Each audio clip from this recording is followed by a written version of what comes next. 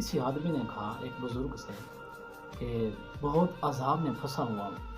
تو ان بزرگوں نے فرمایا کہ کیا کبھی تو نے کسی کو گناہ کا طعنہ دیا؟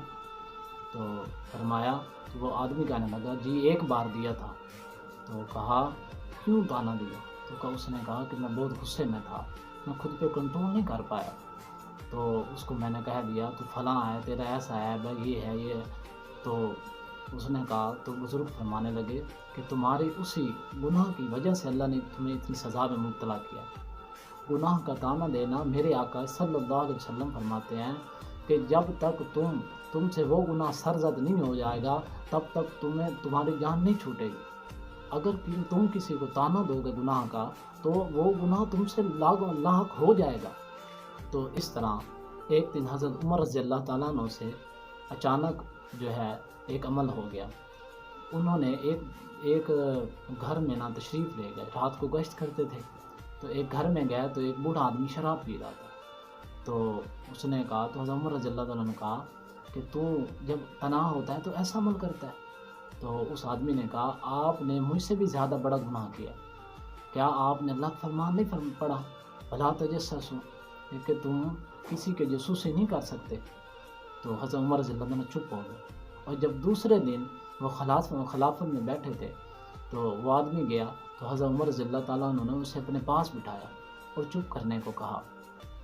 اسی طرح ایک بار حضرت عمر رضی اللہ تعالیٰ عنہ کے پاس ایک حد جو ہے جاری کر دی گئی، ایک آدمی پر حد جاری ہوئی.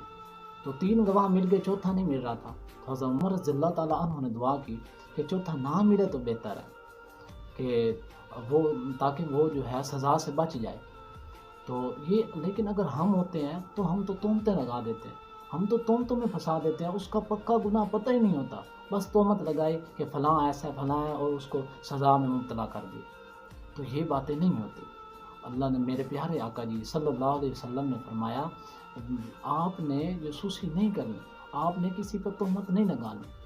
آپ کیا پتہ آپ کی ماؤں بہنوں سے کبھی گناہ سرزاد ہو گئے ہو اور کسی کو پتہ چلو.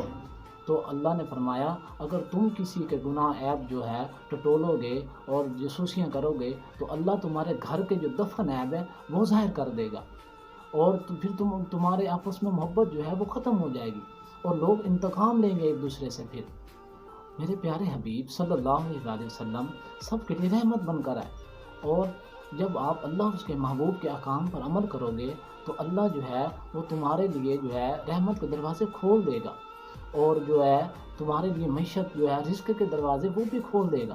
تم کبھی بھی پریشان نہیں رہو گے. تم بس اللہ اور اس کے محبوب علیہ الصلوۃ والسلام کے سب احکام پر عمل کرو. اللہ آپ کو دین کی کامل فہم عطا فرمائے.